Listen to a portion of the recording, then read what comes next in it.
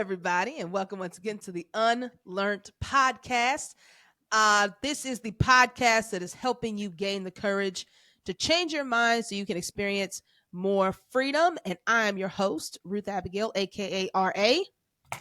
What's up, everybody? It's Jaquita. Glad to be with you. Glad to be in the midst. One more time. One more time, y'all. There she is, Churchy Jaquita. All right. So, what's up, Quita? How's your week been? Man, this week has been crazy, busy, but so good. Went to the Men of Color Conference. Shout out Clemson University. It was an amazing experience. Met so many cool people. Made so many great connections. So I'm feeling good right now. I'm feeling good. That's what's up. That's How what's up. about you, Ruth Abigail? It's been good. It's been a good week. I always have trouble figuring out what I did this week, but I know it's good. You know what I'm saying? So hold on. I can look at my calendar to tell you because I keep Please a calendar. don't. Okay, because that's the only way I Please know don't. what I did. No. First, the only way I know what I did. Okay. So let's see. We had I had a great. Okay, Oh, so we had you were on TV. Talk about that. Oh yeah, I was on TV. I gotta say, Big time. if you're ever on the news, always be sure that you realize when the camera is actually on you, because they may not tell you that it's on you, because that's what happened to me. I watched the clip of it, and I genuinely didn't know I was on camera. I thought it was angled to the other person. So I'm over here fixing myself while they talking, and I look crazy anyway. But it was fine. It was like 15 seconds of crazy, and the rest of it was fine. But yeah, got a chance to speak on behalf of Angel Street. And that was cool. We also had a really great event for Angel Street where we had a Halo Happy Hour, which is where we kind of celebrate powerful women and have some fun. Yeah. And so that was really cool, man. It was a good week today. I like weeks like that. We get to do fun things. It's not Weeks where not you just normal. casually, Yeah, put on TV to talk about your organization. sure. Weeks where you're just casually intermingling with the community and doing big things. Just casual. Just a casual. Another week in the life of Ruth Abigail. I mean, I'm blessed. You know what I'm saying? I'm Go blessed ahead and because be blessed, you know why? daughter. You know why, Queen? You know why I'm blessed? Why you blessed? Because I love my job, Queen. I love my Come job. on here. Listen. I love my job too, but there was a time. There was definitely a time. Ruth Abigail, you were there with me. You were part of my life at this point. There was definitely a time where I did, in fact, not at all like or love my job, and was there for 3 years in that state. And I think that we all are. Everything's not a winner. Everything's not a winner for you.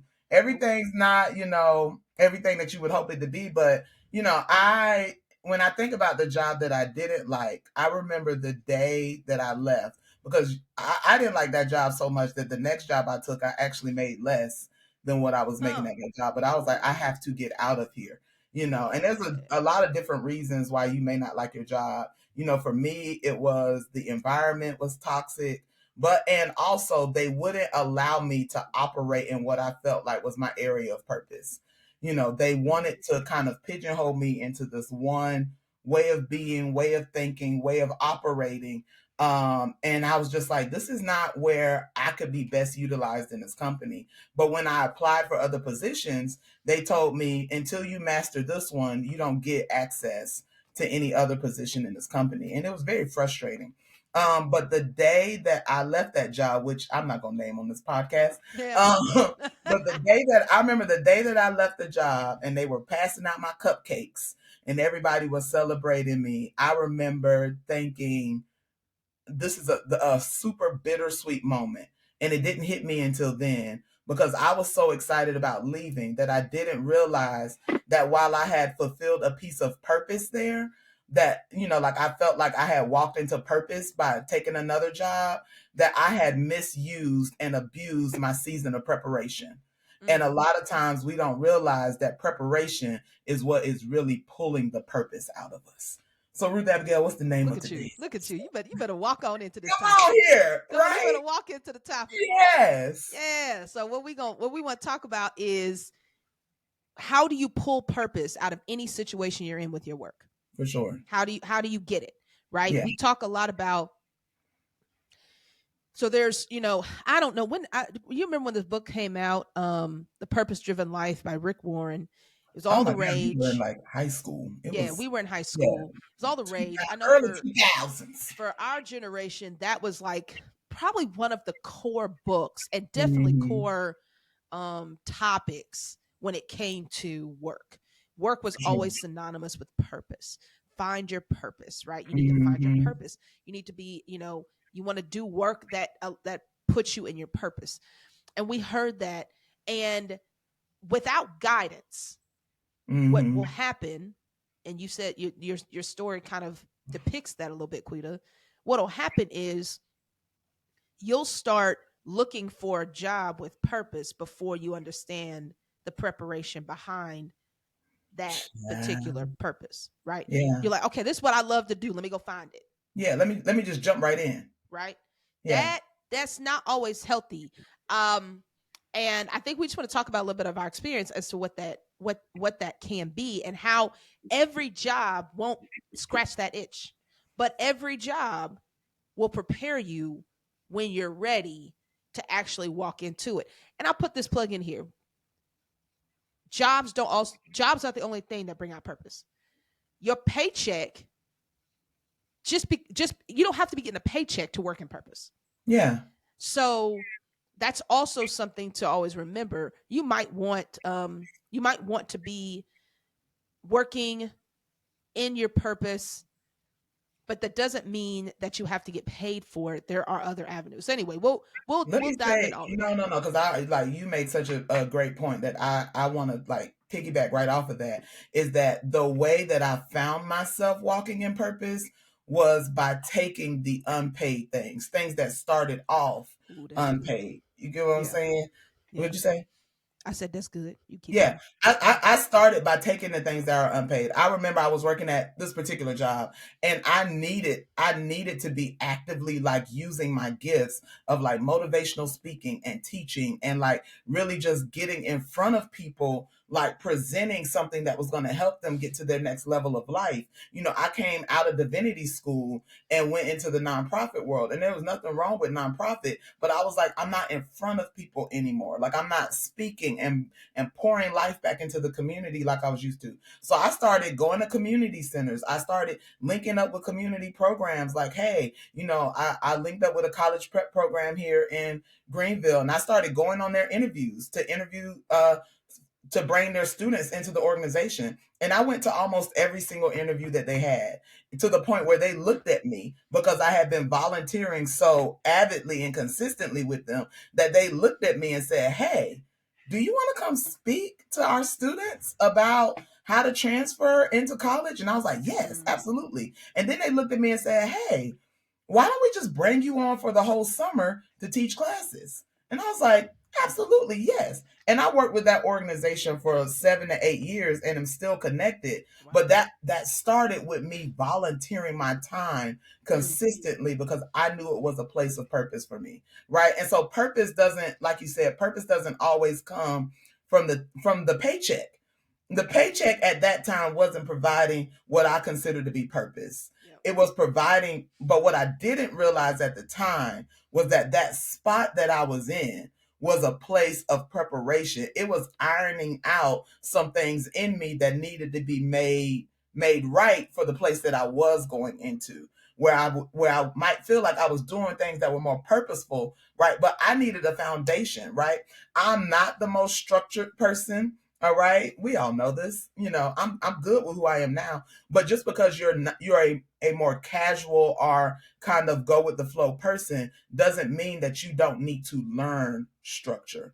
It Yeah. doesn't mean that you don't need to learn how to be more business minded. Just because you are a more regimented person doesn't mean that you don't need to learn how to glean from other people, right? I often tell people, because we get stuck on our personalities, right? Well, this is just who I am, I just got to be 100% me. And the thing that I used to teach my college skills classes was personality is about preference, and maturity will require you to go against your preference, Mhm. right? That the only reason I can teach that is because I had to learn that.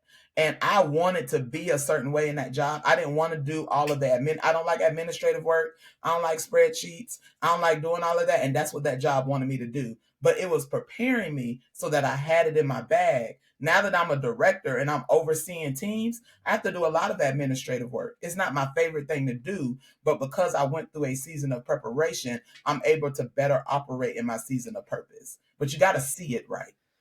So there's a book. If you haven't read it, I think this is a great time in your life to read it, right? Mm, Any time in your life is really a good time to read this book. This is a really good book. It's called So Good They Can't Ignore You. And when I nice. was training youth workers, this is one of the books that we went over, right? It was my favorite book to go over. And it talks it's I the first couple of chapters to me are some of the most relevant for that season of your life where you're transitioning, and certainly when you're trying to figure out what does the rest of my professional world look like.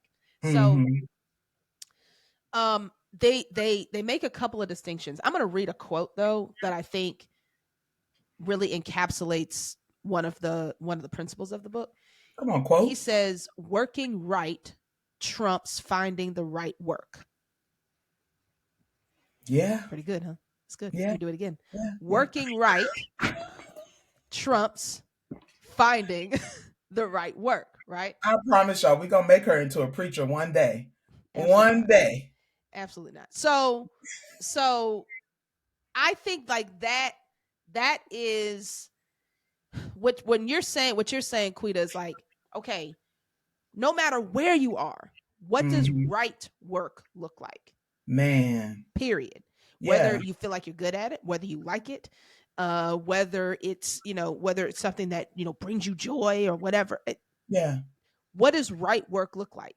So, like, believe it or not, I tell my team all the time, um, people are watching all the time. They Most people will never say it, Hmm. but people are watching. They're seeing everything, and a lot of times, what they're seeing, they see from a different lens because they know something a little deeper than what you might know at this season.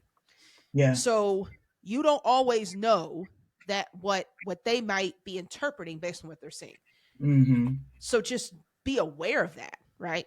And Yeah. so the best thing to do is to do right work as opposed to finding the right work. You will That's find good. it once you start to do it. Yeah, And or better yet, it will find you. And that's for sure. been my experience. Right work has found me because I've decided to do the right work. That makes sense. Yeah. So I think that part of working right is having what he calls in his book a craftsman mindset, as opposed to a Mm-hmm. passion mindset. Right. So a passion mindset is what can the job do for me. Yeah. A craftsman mindset is what can I contribute to the job. Yeah. Right. It's shifting your mindset because at the end of the day, you're if you have a craftsman mindset and say what is it in me that can benefit this thing, as opposed to looking for how it can benefit you, number Hmm. one, you'll last longer anywhere because you're contributing something, you're not just taking. And Yeah. when you contribute, what you don't realize is you actually take take the power away from this entity that could suck it out of you, that could suck life out of you. You take that power away by deciding to contribute to it every day. Yeah. Otherwise, sometimes you can just sit back and it just get draining, and now you can't function.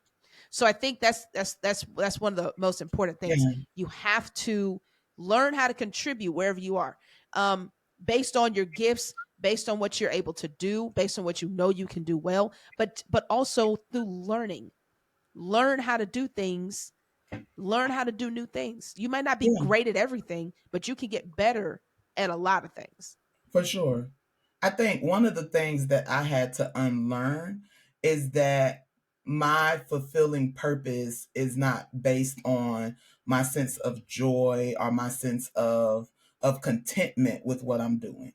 right? I thought, because I'm a very passionate person, right? And so I thought that when I am actively using my passions and I'm like on like my energy levels on 10 and I'm operating up at that high energy level, like the thing that I thought when I was in my 20s was that when I'm in that high octane zone and I'm up in front of a crowd and I'm speaking and I'm like moving and I'm like doing the things that I know that I'm supposed to be doing, like with my life, and I'm like on like 10 with my gifts, that's me in purpose, right? Mm. But what I had to learn was that the work that I'm doing when I'm on a lower level of energy where I may not be the person in the front or in the foreground, that stuff is just as much purposeful as the stuff as when I'm in front of a crowd or when I'm in or when Absolutely. my work is being seen, right? And Absolutely. so I think that changed the way that I approach work, where you say with the craftsmanship versus what was it, Passion. versus passion, like the craftsmanship, like where it changed from me thinking about, oh, I got to get myself up here because when I'm operating at this level, I'm in purpose, to like being like, okay, how am I always a contributor? How am I always a key player? How am I always valuable, even when I'm not in the forefront? To give you an example, the job I had before where I was working in campus life and I was the director, and I was kind of like, it was me and the students, and we had an amazing relationship. You know, to these days, those are my forever mentees. They know they got me for real. You know, and I was pouring into the lives of students on a daily basis. It's like 20 students sitting in my office. I'm like, what do you need? What do you need? What do you need? Pouring, pouring, pouring, and I'm their point person. When I got to the job that I have now, there are people in their 20s, right? Who are operating at that level where they're the ones pouring into students. I don't walk into their office and be like, "Hey, man, let me talk to these students. I know I can get them where they need to be, right? Let me holler at them cuz see they need me." No, they don't need me. That's not my level of purpose. My level of purpose is not to be in the forefront right now. My level of purpose is to be sitting with the young leaders, pouring into them so that they're able to pour into the next generation, and not me trying to skip past them. You got to get past the point where you are the person that's always in front doing things, right? You have to be able to see yourself as being a valuable key player at all times and really contributing to the movement of the organization, right? And so when I'm looking at, again, as a middle adult, when I'm looking at younger leaders who are under me and they're operating at that high octane level, it's not my job to pass them Mm. and to bypass them and to say I'm a person that's supposed to be impacting these students. No, it's my job as a leader to now influence you and your impact, right? And as and in kind of like that grandfather role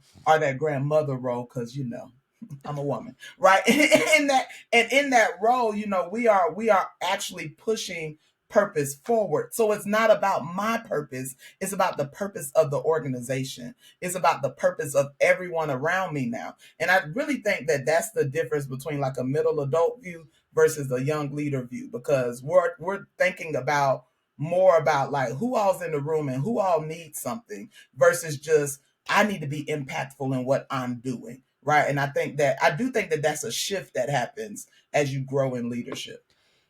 But that's not a shift that happens with everybody though.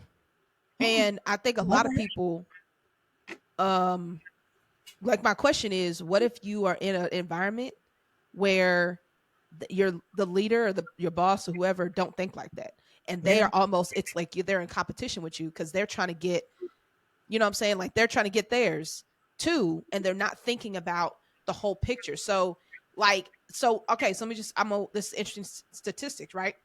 Okay. 74% of employees in the US believe that company culture is one of the biggest contributing factors to job satisfaction.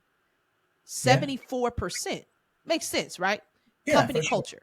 So if you have a team or a leader of whoever who doesn't have that mindset that you just described, Hmm. what do you do with that? Like, how do I continue to, like, if they're always trying to take over what I'm supposed to be doing because it feels like, they are, it feels like they're trying to keep their place, like you said, like, all right, no, Hmm. this is what I do. It's like, well, what do I do with that?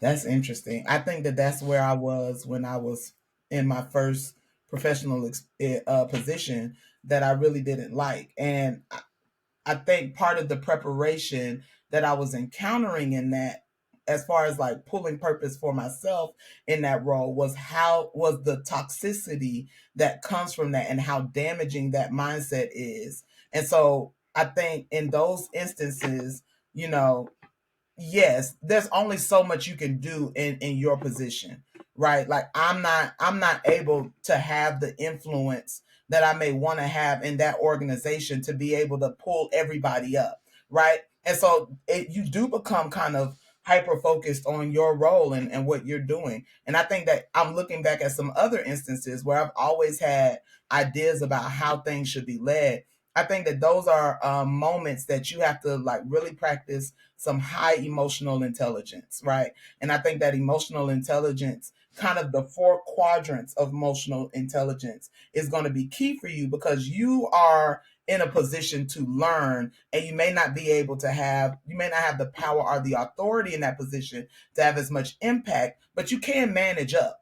And that's important, Yeah. but you can only do that if you have the emotional intelligence to do it, right? So, what is emotional intelligence? There's four quadrants. The first is self awareness, right? You have to become really, really aware of of how you are being impacted by outside stimuli, right? Like, how is this job impacting you? Is it making you angry? Is it making you frustrated? Is it making you upset? Does it make you feel ill at ease? Does it make you feel like I just want to move? I got to get out of here, right? You got to know yourself, right? Am I a fight or flight person, right? Do I feel like I want to knuck if you buck? All right, or am I running for the hills, right? You got to know that about yourself, right? You okay? All right. I don't know if y'all know that Ruth got a little gangster in her. You know, she's a little Ruth the Revolutionary. I don't know if y'all have met her yet, but yeah, Chill out, chill you out, can't chill out, just chill out. casually say "nuck if you buck" and she be okay, right? But you got to know that about yourself. You know, I just had a phone call with somebody today who had an issue where they heard somebody in the hall speaking negatively about a student, and they're like, what should I do? Because I need to write a letter, I need to do something. Like, you need to know what is your impulses. You need to know your own impulses. You need to know your own biases. You need to know your own proclivities, right? Who are you, right? And you need to spend some time in that quadrant, right? And then once you get the who are you, we need to go to self-management and self-regulation. Okay, I got angry, right? I got hyped, right? I mouthed off to somebody. I did something. How do I regulate that? How do I Mm-hmm. manage that so that I'm responding in a way that is more temporal, in a way that's more productive, right? How do I present myself in this instance so that I can have that craftsmanship mentality, right? So that I can be a contributor to this environment versus taking away. Because having a boss that is like not like doesn't have your best in mind, isn't supportive, isn't like really helping you out, right? You are going to have to figure out on your own how to best contribute to that environment. And it's going to take some time, right? And then I think once you get those two down, then you can begin to look outside of yourself and have more empathy, which is the third quadrant, right? Empathy and also social awareness, It's good. right? Once I get to empathy, then I start looking around and say, okay, how is this affecting my colleagues? How is this affecting the work of the organization? How is this affecting how we're able to move forward or not move forward? Until you get those three down, you cannot have community impact. And a lot of times we want to think that we know exactly what to do and how to make a place better and how to increase the productivity of a place. And we think, oh, if I was the boss, I know exactly what I was doing. But you haven't had gotten your time of self awareness yet. You haven't gone through any self management. You haven't practiced any empathy yet. And you haven't gone through and really developed yourself to be the person of impact that you know that place may be. So it takes time. It's not something you Yeah. may be able to immediately evolve into, but you have to recognize I'm on a journey just like this organization that I'm working in is on a journey. So I want to speak from a this kind of thought came to me while you were talking, Quita. You know, we're in our middle adulting years. I'm I lead an organization, you lead a department. We are still young, right? And is. And is. We're young. Um and I love the empathy part. I have been the leader. Mm-hmm. who has not, I've definitely led a season as an organization through a difficult culture stint, right? The difficult toxic culture stint. Um, and I have been a part of that, and I know I have. I love what you were saying. Like the self awareness part of that was very like, um, you know, I had to be. I didn't know myself as a leader. The reality was I Mm-hmm. didn't know myself as an organizational leader, and I had to. I didn't realize I didn't know myself until I got there. So the team I had to endure me getting to know myself, right, and Mm-hmm. go through a season where things were tough culturally, a lot Mm-hmm. because I did not know who I was as a leader, Yeah, and so that emotional intelligence quadrant is certainly uh, necessary to go through for everyone. the self awareness. And we have to be willing to have empathy with each other, right? So I would encourage you, if you're in a position where you're like, man, this thing is, especially if my leader or my um, person I answer to, the supervisor, whatever. I think so much of this is understanding that what we're talking about, we're all human beings that are looking to Mm-hmm. contribute to something greater than us. That's Mm-hmm. the idea of a job, whatever that job might be. But we're human beings. So there are going to be moments where things don't fully function the way they need to function. However, the question is, what about this human do I believe, like, is this human a person who can evolve in similar ways that I'm evolving? Yeah. And ask For real. yourself that question, because it might help you stay in a situation that maybe the day to day is not what you like it to be. Maybe the tasks aren't what you want. But are the people willing to evolve? Is your supervisor a willing person to evolve? Because if that's the Mm-hmm. case, you'll be able to, like we were saying earlier, you will be able to pull purpose out of that place. Yeah. If that, now I will say this, and I don't, because what we're not saying is stay in a place that's life sucking and you just drained and there's just, you can't function. Mm-mm. That's not at all, we would never advise that, because I think that you do, again, that self-awareness quadrant is crucial. No, you need to know, like, I can't be here, like this is not working for me, and that's totally okay. But I do think, like, part of understanding how to pull purpose is not just about what the work is, but about who the people are around you, because Mm. Real. everyone is evolving and everyone is trying to figure out how to become the best version of themselves. Let me not say they're trying to, it's an option. We have the ability to be on that path. So it's like, I Mm. mean, is that, do I see that happening, and do I have the stamina to work through that? Yeah. Like you were saying, Quita, it takes time. I do feel like, obviously, compared to decades prior, the kind of lifetime of a person at an organization or a company is much shorter, right? 2 to 3 Yeah. years. You're lucky if somebody stays with you 2 to 3 years. Yeah. I do think there is value in longevity, and not just because you're trying to build a reputation, but because you learn a lot from being in a place and experiencing different cycles of an organization. Hello. um my colleague and I were talking the other day, and we were just kind of reminiscing on, kind of our journey in this particular area.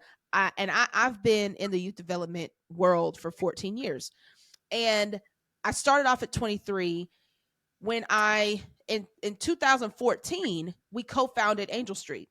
I couldn't Come have on, Ain't told you, Street. woo, I couldn't have told you that that was, I actually, I could have told you I was never planning on doing that.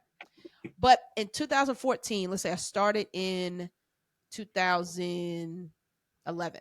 No, 10. So that time I was 4 years in, where I had been in one organization for about that long, doing the work I was doing. And then we co-founded something. I had 4 years not just of working with kids, but working with kids in a particular setting.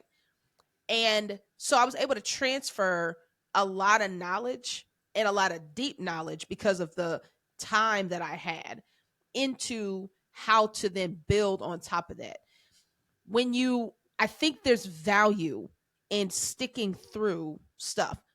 Mm, I realized a couple of years in to the uh job I had at the organization I was in that I'm really not very good at managing stuff. I'm much better at creating it.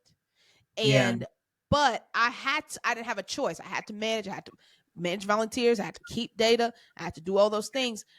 And it was only after I left and the person who came in after me, man, the system she had were pat. She had that thing down. I said, "Oh yeah, I'm not good at that. That's not what I do.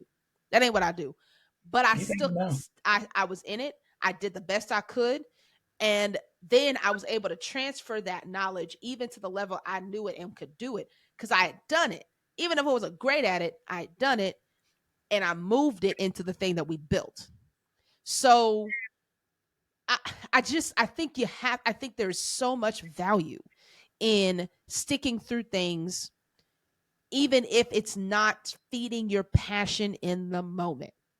And Yeah. sometimes that we can get very stuck on, I want to be passionate, I want to make a difference, I want to, like honestly, you don't have to, that's passion is doesn't equal purpose. Those are two very different words.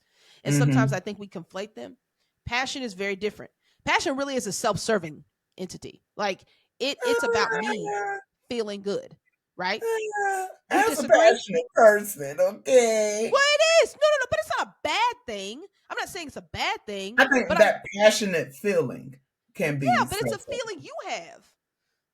Yeah, but it's a feeling I can communicate, and Very it true. motivates and inspires. Talking I about my agree. passion, I agree. I'm not saying I got passion too. I got it. But I'm just saying passion but your can, passion is different. Okay, it's different, but I'm saying like the passion that the passion that we have, unless there is some direction and purpose to it, I'm just saying they're not the same I got words. you. You know Unless what I'm it's saying? pouring out somewhere, it Yeah, is. it's just about Yeah, you. Like, yeah. No, okay, no. you feel Okay, good. agreed, agreed. Okay, cool, cool, cool. All right, bet. Yeah, we So saw that one quick.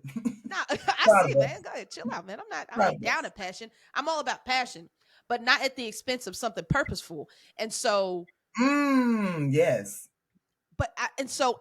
anyway, I think this book, again, I'm gonna do a call back to the book because it really breaks down a lot of the dangers in having a solely passion mindset, and how you really aren't going to get as far as you think with that because passion Mm-hmm. runs out, because you won't always be passionate.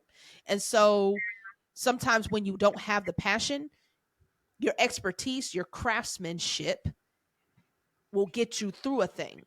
When you don't feel good about it, at least you know how to do it. So So that you you can pull can purpose. you can pull the purpose For out of it purpose, because you know how to even contribute. when you're not passionate, even when you don't have that high emotional energy, right? You can still activate and get what needs to be done. Hmm. And I think that there is a difference when we talk about how do you know when to go versus when to stay. There is an assignment. You have to know when your assignment is up, but you have to figure out what that is, right? And it's not always connected to what you're passionate about, right? And so like I think that for me in different instances where I have moved, it has been I knew that my time there was up, that I did what I was supposed to do in that place and in that season. I contributed to that organization what I was supposed to contribute. And I think that that also has come. I didn't know that first job I had, I said leaving was bittersweet because I believe I left prematurely, but I didn't understand the pattern of who I was at that time. I didn't know that I am a person that goes in and infuses energy into a place that helps people to get the ball rolling and helps to set up structure and to set up teams and to lead teams to a place where they can really be self sufficient. I didn't know that about myself at the time. But now that I know that about myself, you really do, as you continue to work through life, you really do, you just know, you have a knowing when you have done what you were supposed to do. Not when I'm tired, not when I'm frustrated, not when I'm sick of it, but when have I completed the thing that I know is in me to do in this place. And it's not always passion. It's not always what I'm passionate about, but it is what I'm assigned to do and why I'm purposed to be there. And after I've pulled purpose, when I've gone through the process of pulling purpose out of that place, whether it's pulling the purpose out of myself or as a more direct leader now, pulling purpose out of other people, you don't leave until your assignment is done. And I think a lot of times we leave when we're frustrated or when we're tired or when we don't feel passionate anymore. And I think you have to become aware, become self-aware enough and empathetic enough to the environment around you to be able to figure out, when is my assignment done? When is the thing that I was supposed to do in this place? When can I put a check mark next to that? And until you can do that, until you recognize this is why I'm here, don't leave. Get a mentor. That's the other thing I wanted to say. Your supervisor does not have to be your mentor. Your supervisor does not have to be the one that is instructing and guiding and helping you to be better at what you're doing. Find people who are at the point that you want to be at, who are doing it in a way that you respect and admire, and get time with those people. Yeah. Spend time with those people. Allow them to pour into you so that you can be a person of greater impact. So I want to end it with this because again, this is about unlearning, changing your mind so you can experience more freedom. And the reality is most people aren't free. And if you want to be like most people, keep doing what you're doing. And I just believe that. You know what I'm saying? Like real talk. So, in regards to what we're saying, so there's another statistic is interesting. 65% of employees in the US are satisfied with their job. 65%. That is a high majority of people are satisfied with their job. I want to be more than satisfied.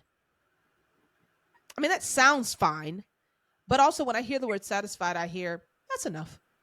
I hear like, I'm good. That's cool. And I just what we spend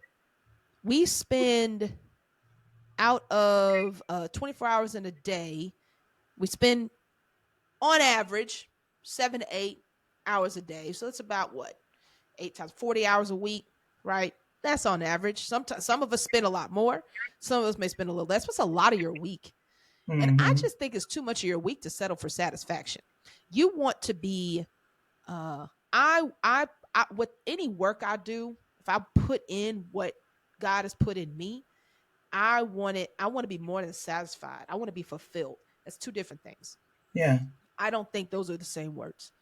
And so I want to be fulfilled, but I also want to be a good steward of what I believe is my I want to be a good steward of the gifts that I have. And I For think in sure. order to do that, we have to start shifting our mindsets on some stuff and doing what's not normal. Don't leave when you get frustrated. Don't make, if don't just be looking to go, don't just be looking to go for, well, they ain't paying me enough or they're making me do more than I'm supposed to be doing or whatever. It's like, hey. I mean, I get it. I get it. But if you want to continue, if you want to continue to do what you are, if you want to continue to be normal, or if normal is cool, keep doing what most people are doing. If you prefer something a little better than normal, then you have to do something a little different than normal. And so that's what I think we want to continue to like push for on this particular, on this particular podcast. It's like, yeah, just unlearn some Yeah. stuff. Let's unlearn some stuff and just try something a little different than what you see around you for the most part, and just see. Just see. Just see. Just see. I love try something different. Yeah. I believe the Bible says, taste and see Okay. that the Lord is good. Okay. Huh? Okay. It's the huh. It's the huh. Huh? Huh? It's the Taste and see. Try and see. See, won't he take you a little further, a little faster? Wow. See, won't he do it? Well, guys, we could probably talk about this for a while. This is something that me and Queen are actually pretty passionate about. I For think, real. and maybe we'll talk about it more some other time. But because I think we could go into it. There's a lot of different layers that we didn't really touch on, and so we could maybe touch on it another time. So y'all let us know if you want us to Part dive two deeper into coming this. up. And man, thanks for listening. We're done. Bye, let's y'all. let's keep experiencing. That ain't the Share, vibe, like, Miss subscribe. Abigail. Share, like, subscribe. Oh yeah, I always forget that. Share with a friend, people. We out here talking the real business, okay? We out here giving y'all the real deal, okay? Don't keep it to yourself, all right? Be a craftsman There and you share go. it with someone. Share it, contribute, do that. Contribute. Could do that. All right, y'all. Let's keep on learning together so that we can experience more freedom. Peace.